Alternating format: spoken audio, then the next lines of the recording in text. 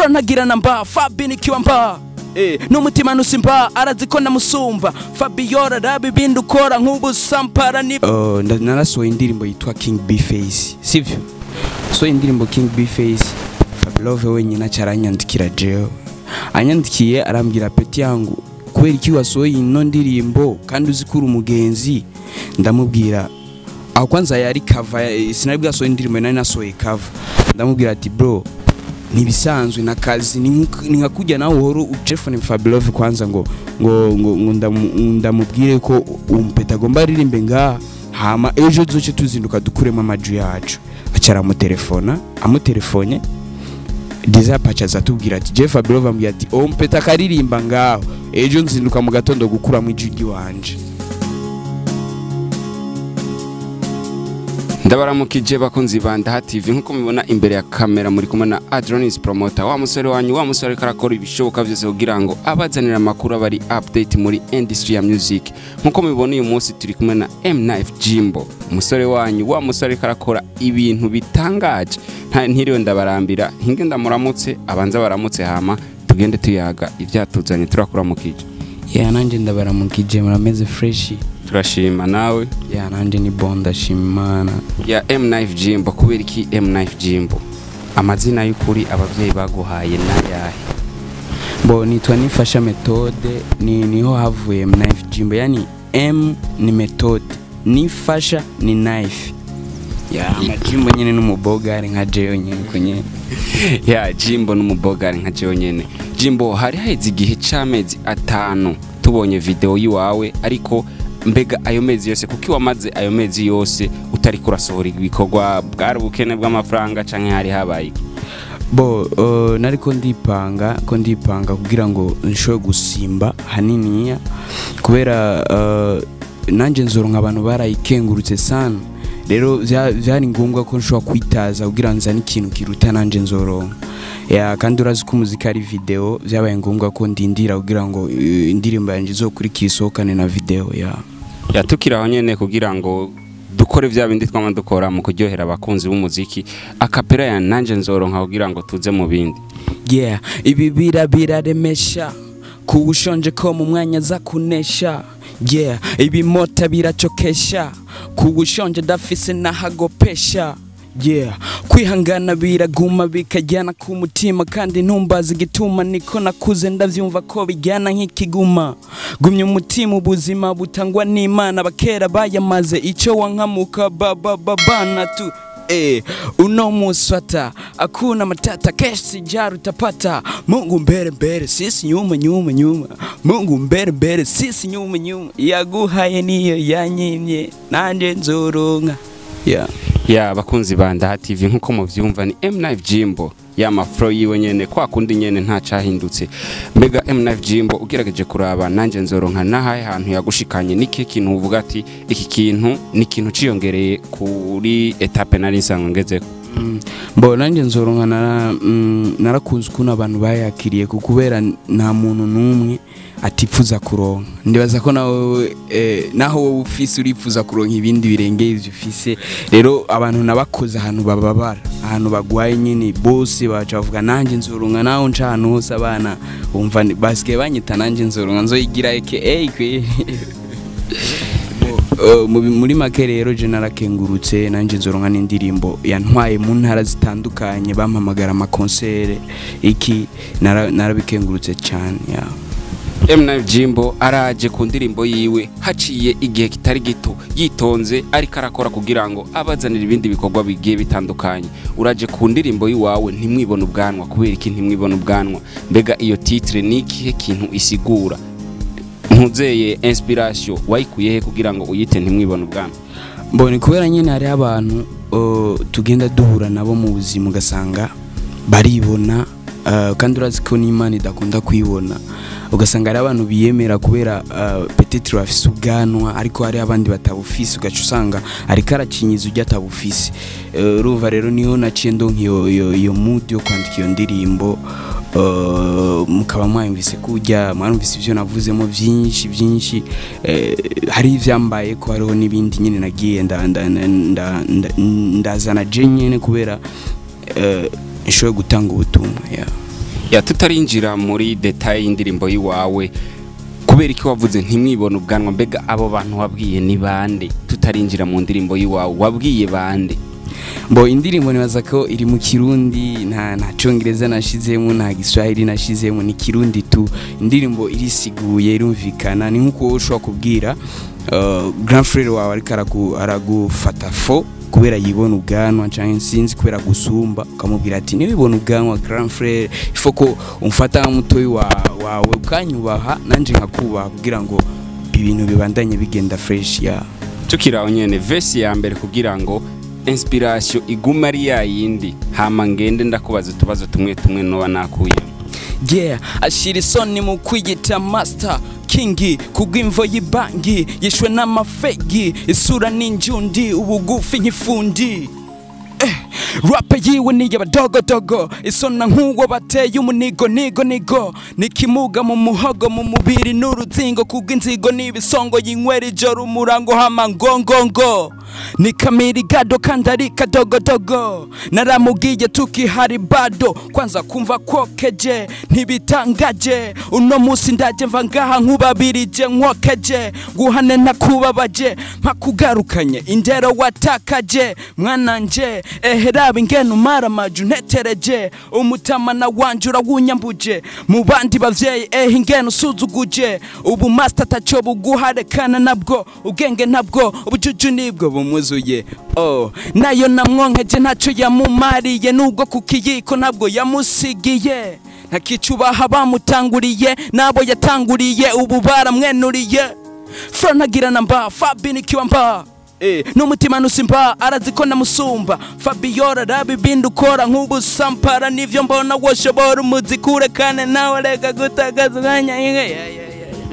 ya bakunzi ba Nda TV mwavyumvise mu ndirimbo yawe twagiye turumvamwo amajambo agiye atandukanye harimwo Fabiola harimwo master mbega uyo muntu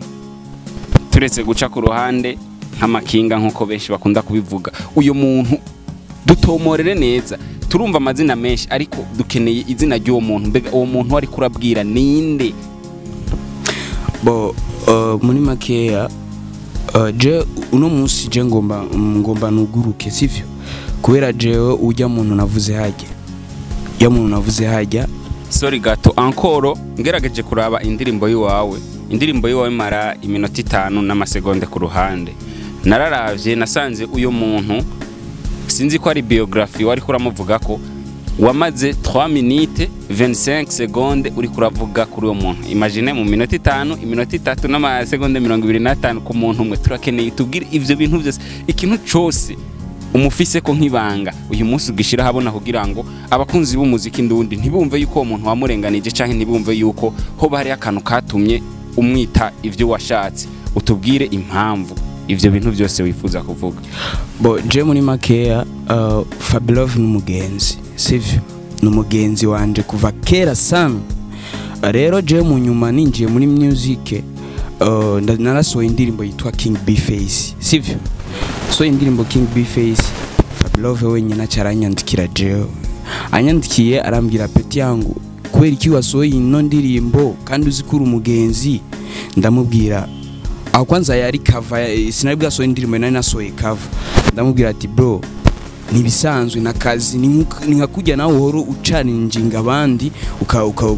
ukaba disinga muri rap c'est normal ni ibintu bisanzwe arambwira ati peti yangu ibi bintu ngiriye si vyiza hata ahubwo rero vyikawushe ureke kuyisora iyo ndirimbo ndamubwira je ndirimbo yaraheze deja ndayifise muri telefone hasigaye ko ndayigira iki ndayishira hanze none gute no yireka vraiment bo umujama doje kuganira uko acara siprima ama message muri WhatsApp sivyo arayasiprima kuko je ni WhatsApp ya telefone yawe cyangwa ya telefone yawe kujya kuntu abanyandikiye urashobora gufuta message ntusure kuyibona wewe yani navyibutse nari kugira screenshot ariko navyibutse yamaze kuyasiprima bisigura ko hari ikintu yikanze nk'amabinga ngaho bo bigenze uko umujama caramblock guhera ico gihe je FABELOVE ntwasuye kuganira indirimbo irasohoka bo amamedia arampamagara ndagenda gusigura igituma naririmbye iyo ndirimbo FABELOVE nawe nyene baramuhamagara ku mamedia baramubaza yaranutse aranukira ku maradiyo ariko ndihangana ndikawusha ndavyihorera. Iyo ni kaya mbere sivyo. Noje kubona nararirimbye B-Face nkarimba King B-Face, ivyo vraiment hari ikintu bimutwaye FABELOVE mubushake bw'iwanje. Je sinibaza ko ari yo binyanduruko yo kumbloka canke yo kunshinyiza kumparira. Bo ivyo navyikawusha hari kera sana. Nibaza ko King B-Face nayisohoye haraciye imyaka peut-être nk'ibiri tatu. Bo hanyuma hari korabo yari kirategurwa y'abarapere yateguwe na Patrick Page uya mu journaliste muri Hit Connection kuri Buja FM. Rero iyo korabo yari yo guhayagiza style ya rap sivyo. Arahamagara rero umurapere umwe wese amubwira ati je hari igikorwa afise ukuntu cha korabo, shaka uze kuri studio ushiremwe amajwi. Ico gihe yambwiye studio bariko barakorera ko yari kwa GN, yani harimo bajya abaraperi bose uzi ngaha mu Burundi. Rero Page yari yampamagaye ngende gushiramo amajwi. Ndamubwira sawa, je no musi nta mwanya mfise ariko nzoze ejo kuri studio. Niko kugenda nsangaho ba Desire P, nsangaho ba Overdose, nsangaho ba Pauzone buramatari benshi abaraperi benshi ariho bari ba Strogoff bose ba Chris Bright nk'aba producteur ba GN. Boshitse je ndamubwira GN je Page niwe yandungitse, arambwira ati niwe kurungitse okay jahajya uririmbe. Bo ntararirimba aho nyene Desire P acaraza ngo umupeti ngo ntaririmba muri ino ndirimbo. Tikubera ngo umupeti je mvuze ko ataririmba muri ino ndirimbo. Ndavuga kubera iki Desire P je umbwira ko ntaririmba muri ino ndirimbo kandi nawe wahamagawe kuririmba mu bandi ndirimba atari gwawe. Ngo umupeti ngo aririmbye ngo jewe ngo nibishoboka ngo ejo ngo kwanza ngo reka telefone FABELOVE kwanza ngo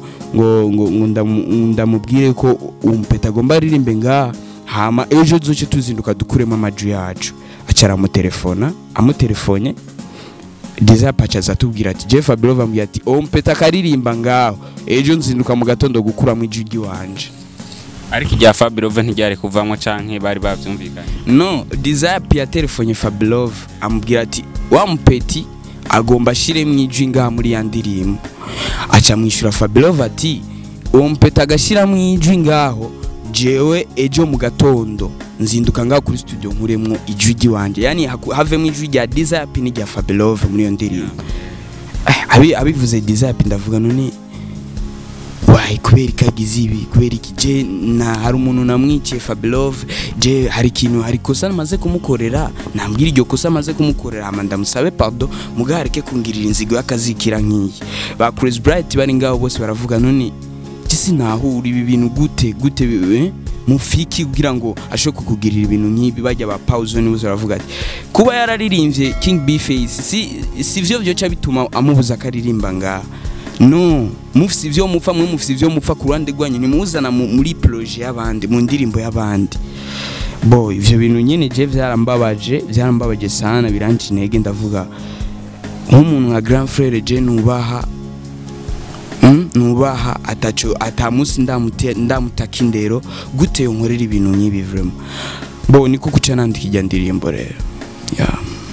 ariko wavuze yuko byo bimaze nk'imyaka 2 canke imyaka 3 bega kubera iki inspiration ya kiriya gihe ivyo bintu vyabaye kiriya gihe uyu munsi? Bo ivyo ibi vy'indirimbo bivyo nta nameza ngaheze nta nameza tataheze. Ibi vy'indirimbo nivyo vyaje kuvyura amakosa yose yaramaze kunkorera. Yani iyi ndirimbo iriko irakorerwa kwa GN niyo yaje kuvyura amakosa menshi amaze kunkorera. Aho nciye kuma yange yani cyo ni ikintu cambabaje cyane kandi sinzocibagira vraiment. Bega FABELOVE akimara kumva yuko ugomba usohore King B-Face bega conflict yoba yatanguriye aho nyene wibaza ko ari kubera iki yoba yaciye avuga ati iyo ndirimbo yifute mu gihe wowe nawe wari ufise inspiration kuririmba mbere uvuga yuko n'indirimbo yari yamaze gusohoka? Je sinzi aho muca mumurondera mukamubaza igituma yabigize. Sinzi karitama kwera hajya baca umugani w'ikirundi inda ndende ihumiringe ikica kokize. Sivyo kuba ndirimvye undi muririmvyi sinumva gituma basi kubera iki Pauzone atanyandikiye ngo iyo ndirimbo yireke kuyisohora. Si umuraperi yiyemera kandi abizi tumuzi kuva kera akora neza kubera iki wawe atanyandikiye ngo iyo ndirimbo reka kuyisohora muga ujya akaca nyandikira ngo kubera iki ngo wawe umbwira ko uri umugenzi uri umu enemy wanje kubera iki abandi barapere batabigize muga we akabigira umva arafise ikintu mu mutima we yiyagiriza ariko jewe vraiment no musaba vraiment ambabarire nimba ari kosa je no namukoreye angirire pardon ambabarire je narambiwe n'ukuntu ari karamfata iyi siyo ndera ari karanyereka je nka mutoyi wiwe basi Mnif JIMBO haheze igihe kitari gito benshi bavuga king w'umuziki wa rap wa hip hop n'uyuhe benshi bakavuga 90 benshi bakavuga bande na bande mbega Mnif JIMBO wewe kubera iki watoye B-Face nk'umuking waravye iki nibihe bintu waravye naye ma principe waravye kugira ngo B-Face mwite king mu gihe benshi batarahuriza kuri ico kintu bo je nibaza ko bijya ni kuri parti wanje sivyo je nta muntu navugiye ngo urumva ngo ujya ngo nze ndakwinjizemo ibintu ngo ujya ngo niwe king je navuze ku ruhande rw'uwanje ariko indirimbo wayihaye uburundi bwose ya nima nayihaye uburundi bwose natanze ubutumwa bemeje yuko naka ariwe king oya sinabibemeje nababwiye ati je kweri on the floor is the king ndamwemera n'umuntu yatumye rap nyene iva ku musego yatumye rap shika kure nimbanza ko muvyibuka kera ariko arasohora zijya za la différence urumva yatumye nyene rap nyene ija muri circulation bigatukiraho nyasi kubera yuko novuga ngo kumenyekana kuza kwiwawe mu muziki ndundi B-Face yoba yarabigizemo uruhara ukacivuga ati kuyunya yabigizemo uruhara bigatuma shika ku ntambwe ntari niteze yuko noshikako reka ndamuhayagize nk'umukingi wa rap muri kino gihugu cacu ijya ndirimbo yasohotse je tutazinanye na B-Face ijya ndirimbo niyo yatumye je B-Face duhura kubera yashatse kubona ati umupeti yakoze ibi ifo basi ndamubone basi nimeza ko je kuva ndirimbo ijya ndirimbo ntitwari bwamenyane na B-Face ahubwo niyo yatumye tumenyana indirimbo none yari ya B-Face canke yari yande indirimbo yari iwanje King B-Face nanditse jewe B-Face uvuga collabo mwakoranye na B-Face nabari abandi barapere indirimbo ni ya B-Face yarahamagaye bajya barapere bose twari turi kumwe ba Hakijizo ba Superboy ba Macfarao ba Levo Mtindo na Mnif JIMBO nyene tukiraho nyene rero ubwonya inspiration kuririmba King B-Face ntiyoba yavuye aho nyene kubera ko B-Face yari ahantu yabakuye akabashikana kwindi ntambwe mutari mwiteze ko muzoshikako no kandi iyo ndirimbo yasohotse mu nyuma hatangwe hasohoka indirimbo yitwa King B-Face sivyo B-Face je atanzi je nije narinda muzi hama mu nyuma rero turahura turamenyana alifuza kunshigikira kunsupportinga kubera peut-être yumvise impano fise canke ariko ugiye kuraba King B-Face ntiya ronse hit nkiyo ijya ndirimbo mwakoranye collabo yanyu yoba yararonse hit mu majambo make umuntu umwe wese abafise indirimbo ya mukuye ahantu igatuma abantu benshi bamumenya ugiye kuraba indirimbo yiwawe King B-Face ukaraba na collabo mwakoranye ubona ari ihe ndirimbo yatumye abantu benshi bakumenya nka Mnif JIMBO je nibaza ko King B-Face ariyo ndirimbo yatumye abantu benshi bamenya ama media menshi ajigikira niyo yavyaye ijya collabo ibibazo nibaza ko rero sinoca mfata ngo King B-Face ndayirutishe nani ibibazo of course ibibazo yarafisano yadushikanye sivyo ariko King B-Face nanjiri mu ndirimbo yasohoye yatumye abantu benshi bamenya yatukiraho nyene Mnif JIMBO nikihe kintu canke nubuhe bucuti buri hagati yiwawe n'umuririmbyi Orege benshi bazi nka Délégué Général n'umugenzi wanje n'umuntu nyene n'umuntu ufata nka mukuru wanje sometimes turakunda kuganira kenshi akambwira ati peti yangu fanya hivi na hivi bintu bizogenda fresh n'umuntu duhanurana kenshi Orege turaherutse kubona ari karakora aka video novuga ngo aka video kara ko guhimiriza abakunzi b'umuziki ndundi n'abarundi muri rusangi kugira ngo bagende kuri channel yiwawe bagire subscribe chance abone kugira ngo indirimbo yiwawe ntimwibone ubwanwa ize gusohoka abo bantu baje mbega ubwo bucuti butuma umuririmbyi akugirira ivyo wonya mu gihe tuzi yuko mu baririmbyi b'u Burundi benshi niyashize cover yiwawe kuri stati ayishira karuko wayisohoye nayo mu gihe indirimbo utari bwayisohore ariko akagira publicité akavuga ati abantu mugende mugire bwucya ubona ko burya ntiho bari akandi kantu kinyegeje inyuma y'ivyo bintu bo icyambere cyo c'indirimbo yari yayumvise yari yayumvise itarasohoka ama arayikunda aravuga ati uri washa akayikunda amaca acarankorera bijya kumva yari yamaze kuyikunda yategezwa kuyishigikira kuyitegurira tele ayizoshikira ya bintu nk'ivyo nta collabo twakwitega yowe nawe rega ya nibaza ko ni yahaba nibaza ko muzobimenyesha ya tukiraho nyene turaje ku gice ca kabiri c'indirimbo yiwawe ntimwibone ubwanwa tugende na verse ya kabiri kugira ngo nze ndakubaza ibibazo bigiye bitandukanye ubwanwa ni bimwe mu bikwereka kukuze mugasuba ukwereka kabanda atacyoba maze mbe nkubaze nikumaze ko wiyita master kandi nigwanye umupanze kwanza vyanda gutakiye atacyo bikumariye kuva aho baguhanuriye umenga urasinziriye kuri buja bakubaza korabi wawe nikibariha kumba mu brand mu underground misosi na bisi niyo bariha nije nkopoza upinga mpaririza ngene utenekeza mukura puregeteza utekereza nje kugutururuza waseze kujegeza ivyo mvuga kurikiza iwanje nta guceza kabiri tucaduheza kudahana wo buzi cyo bigwiza wo kimenya wo cyubura kura meza kuko je navyo niduhuza woza wo mbona ukaba umurindi w'inkoko nanjye sindi cyo bivako kontreta zamvako kuma biti y'imicuko Diza uwinzigo ntutoborisi niyo mpamvu nibyo ukora bitava hasi akili mukura pazwira nk'iyiri mucari naho yanchora yiporo nyuma kaanza migara ridanganywa na mahoro mwana muto ngusaba ugende buhoro jende soka tamobwa agahanga kimbwa jewe ndavuna sinunga muhungu ritonda ntimuraboho w'indege murabaze orege canke randri korega bacire kumayange kandi ugire sumifu kurakunda amabifu ajya y'uburofa nkunda yinjiza ubufu mini umuragwa wa tupake tena nijemba twaravuga make ndi muto sindi gito ndi mu mukubito kuma flow moto akarapaki haze nikaze tugire bato makanda keretse yuko adakana gato bikikata kuriya tunaingia kushoto navya vyoto nocha natu moto mini baba yao hawa ni watoto zangu tena mama yao hawa na wapa kanyonyo ukiraho onya twumvise akantu kavuga ngo Diza mbega Diza washatse kuvuga nde uyu muntu Diza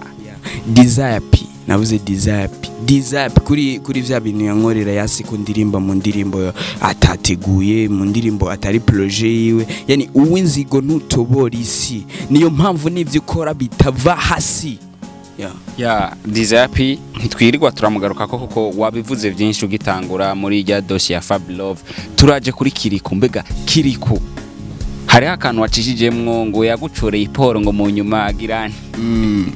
naho yancoreye iporo nyuma kaanza migara ridanganya na mahoro mwana muto nguzaba ugende buhoro jende soka tamobwa agahanga kimbwa jewe ndavuna sinunga muhungu ritonda Kiriku niyihe conflit yo biri hagati ya Mnif JIMBO na Kiriku Kiriku nuko wamye ubikora kuva kare dukeneye uyu munsi tumenye umuco tumenye kuri kugira ngo babantu bavuga ngo naka yaratukanye ngo bijya ngo si vyiza bamenye yuko ibi bintu wabikoze hariho ivyatanguye birafise iyo vyahereye dukeneye tubwire niyihe conflit yo biri hagati yawe na Kiriku Kiriku n'umugenzi nko nabivuze dusangira kenshi umugenzi hama ukagaruka kumudisinga mu ndirimbo yiwawe gute utari kuramuhayagiza nkuko wahayagije orege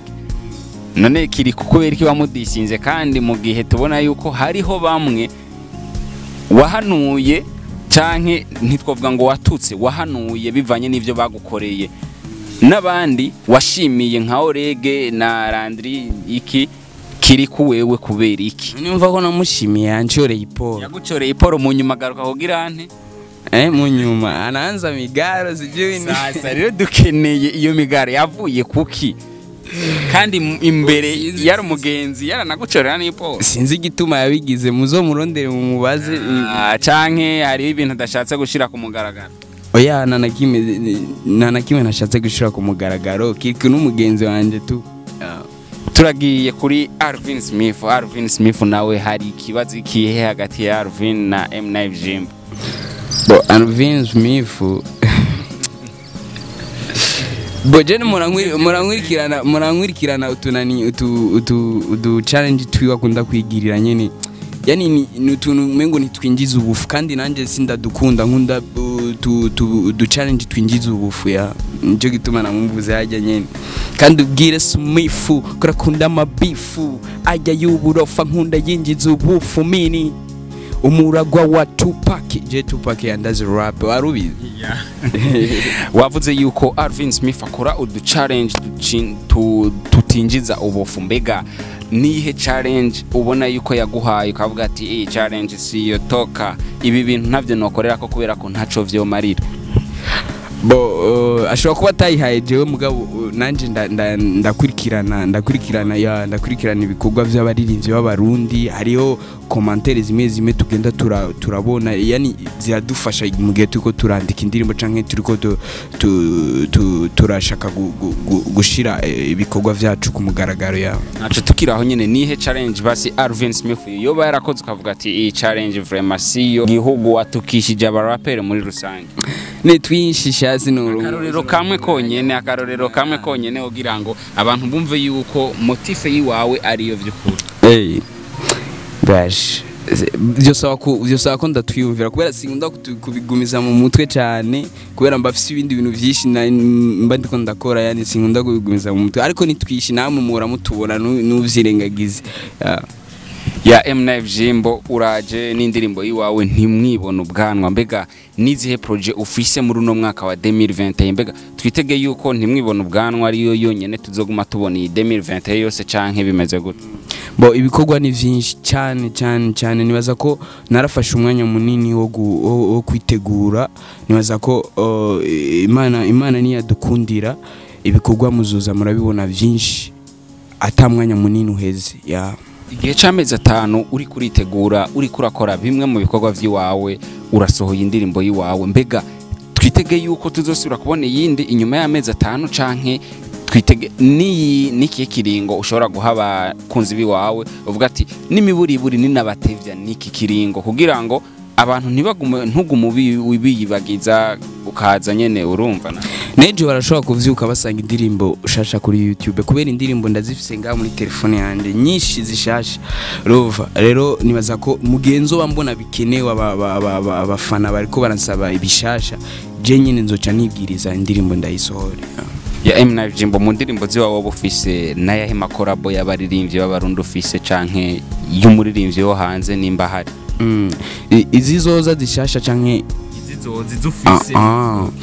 amakorabo arimwo ariko muri uno mwanya numva shaka kuyatangaza ariko arimwo ya Mnif JIMBO yoba afise ntuzeye abantu bamufasha canke akora ku giti ciwe yisumamwe mu majambo make dafise abantu banshigikira nk'ubu ndashobora gushimira witwa Kibanomike ni umudirector wanje niwe tuko turakorana muri no misi aramfasha ibintu byinshi nibaza ko nko ku kibazo c'ama video vraiment nibaza ko bazokwa mahoro nka video nziza zisukuye kuko n'umuntu afise talent cyane yo gukora video ya n'abandi benshi noshobora guhereza nga bashigikira nawe nga wamfashije kuko kano kanya wamaye ni nk'inzahabu kuri jewe si bose bashobora kukaronka nibaza ko ni benshi bamfasha cyane kandi ndabashimira cyane ya kuwifuza gufasha Mnif JIMBO yoca hehe n'uyuhe muntu bavugana kugira ngo ashikire Mnif JIMBO kugira ngo bavugane ku bijanye n'amaproje yabo arashobora kunshikira je nyene direct ntaco bitwaye turashobora kuganira kuko nimba ari ibintu biba byo kumfasha kugira ngo mbandaye intera imbere nta kibazo arashobora kunshikira ndakoresha imbuga zose Facebook ni Mnif JIMBO Instagram ni Mnif JIMBO Twitter ni Mnif JIMBO nibaza hose arashobora kundonka kugira ngo dushobore kuganira ya Mnif JIMBO indirimbo yiwawe ntimwibona ubwanwa nibihe bibanza wayikoreyemwo ko tubona umengo bijya bibanza ni bibanza bitamenyerewe ku bantu benshi bijya bibanza hajya ahantu hari hehe bro? Ajya twarazungurutse twamaze nk'imisi 3 turi mu location tutajyama tutaruhuka twaratembeye kugira ngo nyene tubaye igikorwa ciza nka kijya nibaza ko nibiri ngombwa ko ndakubwira ngo ndagiye hana ariko twaratembeye cyane wanse ko azokujya ko oya none bandiye copy ni fresh byo ho bari bon yo bari fresh nta kibazo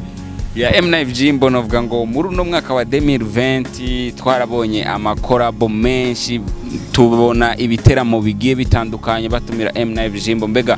muri uno mwaka wa 2020 naho bimeze gute Mnif JIMBO tugiye kumubona mu yandi makonsere nkuko byari bisanzwe bimenyereye canke arifunze?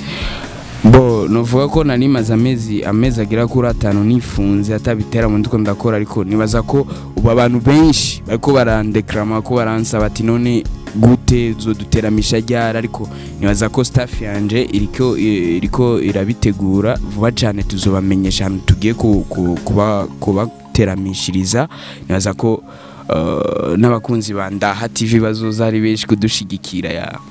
mbega iyo concert yo bari iri hagati mwebwe nyene muzoba mwayiteguye canke murindiriye concert izotegurwa n'undi muntu hama kabatumira? Mbonaho zose tuzozakira nibaza ko ni haza uwundi muntu ariko arategura concert akatwikorako nibaza ko dushobora kumwitaba naco bitwaye. Ariko mu projet yanyu mwa mufise nka staff yiwanyu hari projet mufise yo gutegura concert yiwanyu? Ya turazifise nyinshi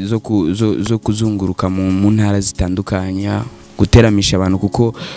turaronka ama message y'abantu bari mu Kayanza abantu bari Gitega batwandikira ati muzoza kuduteramisha ryari ariko nibaza ko umwanya ari uyu wo kugenda kubateramisha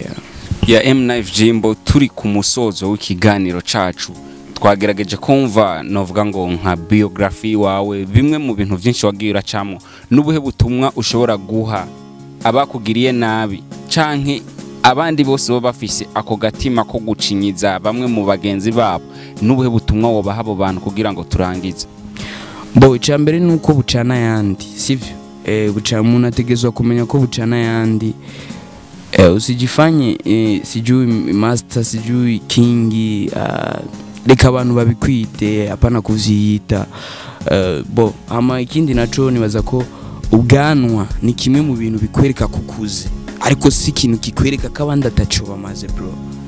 nibaza ko aho hantu vraiment turakwiye kuhigira ibintu byinshi indirimbo iri kuri YouTube yanje bagende bayumvirize kenshi ari abantu babitawe kutari ko kuntu banatukanya ariko narahanuye ubwanwa ni bimwe mu bintu bikwereka kukuze ariko si ubukwereka kabandi ataco bamaze nibaza ko rero mutoyi wawe mubahe mutoyi wawe nawe akubahe nibaza ko hariho tuzotera dutera intambwe tuje imbere tukiraho nyene kugira ngo turangize neza nkuko wamye ubikora akapera y'indirimbo iyo ari yo yose wumva ije ubwa mbere iyo ari yo yose kugira ngo turangize. Nkiri mutoya nkibona papa na mama namanyohewe cash kijumbu mwitama mawigikogwa kwa maruguterera ndabona wigikogwa ciwe kwa marugukama bahejeje barampama tangasomere kavyaraboneka yuko bamfise ku mutima nkiri mutoya sinarinzi citwa ubuzima narinzi uko vyatanguye kariko bizoguma kumbe ntibigiye kurama canangura mbura mo mama naremeye ko hajya uvuga ubutarabona urupfu rugutwaye uwawe wahoza ku mutima nahaze kwikamba ngo ndamwoma inyuma murakoze.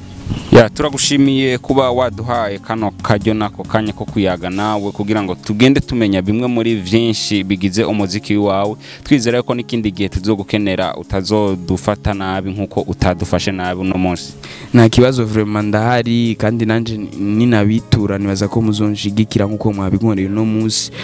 mu kano kanya no kwitinza mwakoze cyane bakunzi bandaha TV nkuko mwavyumvise nkuko mwavyiboneye twari kumwe na Mnif JIMBO wa musore wanyu wa musore yababwiye ngo ntimwibone ubwanwa kandi ntimubacinyize ubwo butumwa nibaza yuko bwoshikira wowe wese wiyumvira yuko indirimbo yasohoye kwa rugutukana canke kwa kugirante ahubwo yari karahanura nkuko mubibona rero mwari kumwe na Adronis Promoter kumana natwe no mu bindi biganiro bikurikira. Ciao ciao.